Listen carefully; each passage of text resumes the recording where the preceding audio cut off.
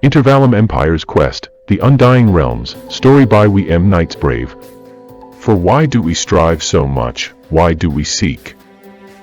They said of vast landscapes, great fortunes, and mysterious kingdoms outside our own. The brave, the strong, and the powerful journeyed amidst perils to these unknowns. Many souls never returned. Are we in a cage somehow? Intervallum never allows anyone to leave, except in a strange path that guarantees suicide or instant death.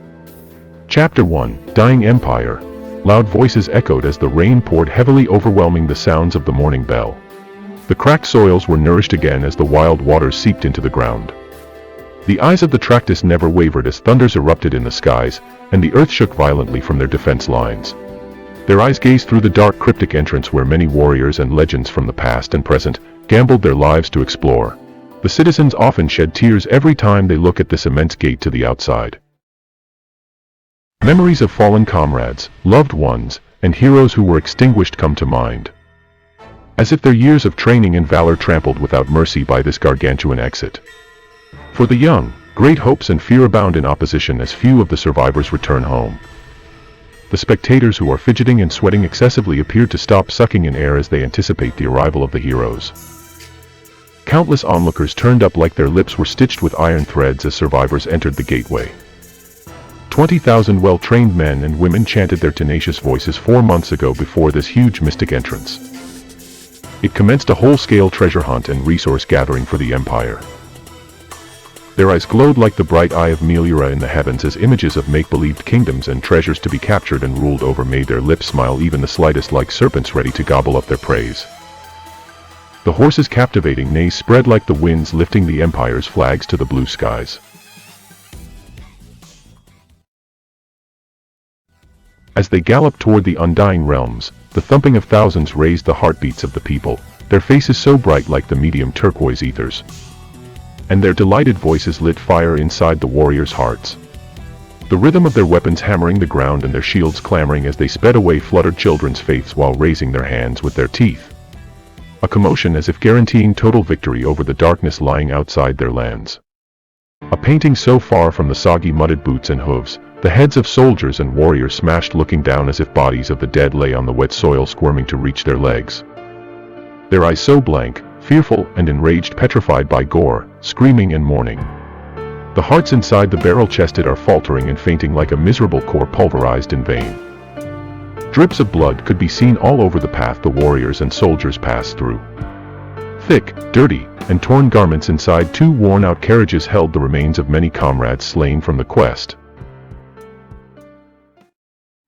These are only few of those they could salvage while also running and fighting for their lives. From those numbers, only 13,000 survived. How they made it remains a wonder to those inside. What's more intriguing though is the early return.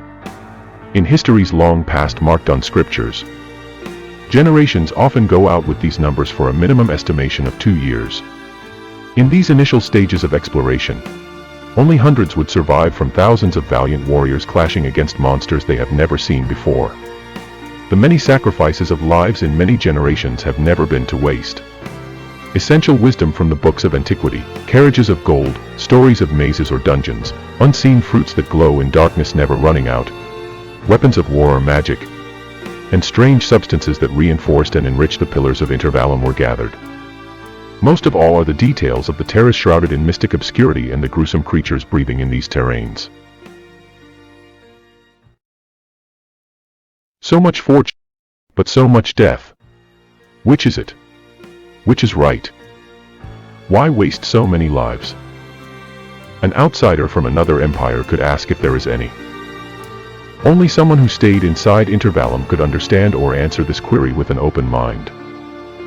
In any case, an outsider who could really get inside may have some bits of understanding. This is because from those who lived here for long and as testified in the 6 books of Aperta Librum, no living or breathing creatures from the outside could ever set foot in this empire.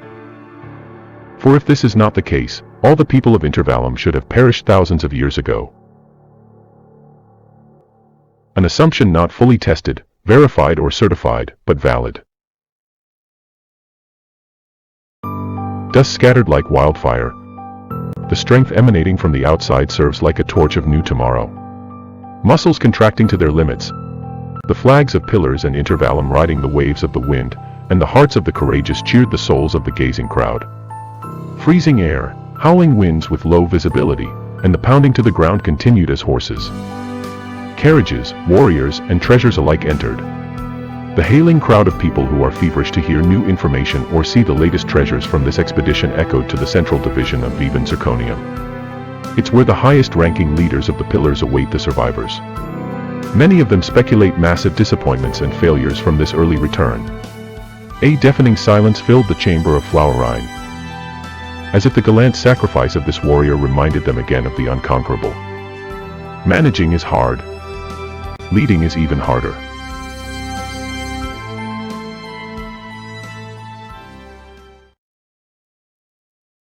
Aside from the rigid faces akin to bucky paper that is 500 times stronger than steel, the so-called summus desired genuinely within their bosoms that a beam of hope even like a speck of dust could do. Masquerading more than appearances does matter in this empire of weighing scales of bigotry. For the innocent and clueless crowd, many are in high spirits as they saw the top of carriages carrying columns of gold and sacks of treasures. Shouting, jumping for victory resonated like rumbling colossal rocks able to tremble the field.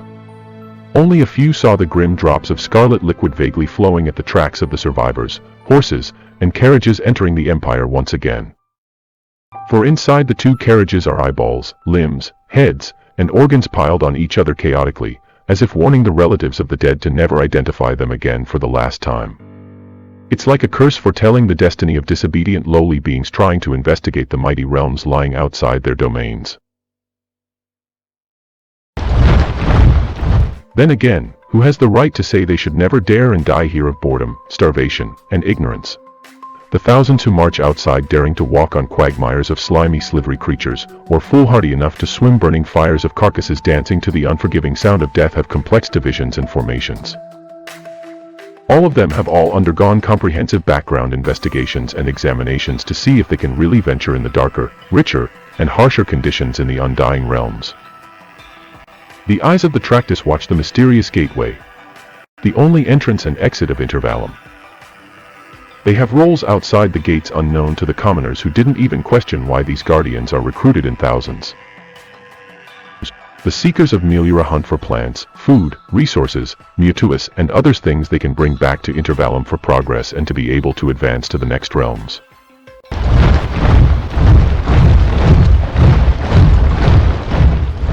Watch the next part by clicking subscribe and don't forget to like and share to support the story.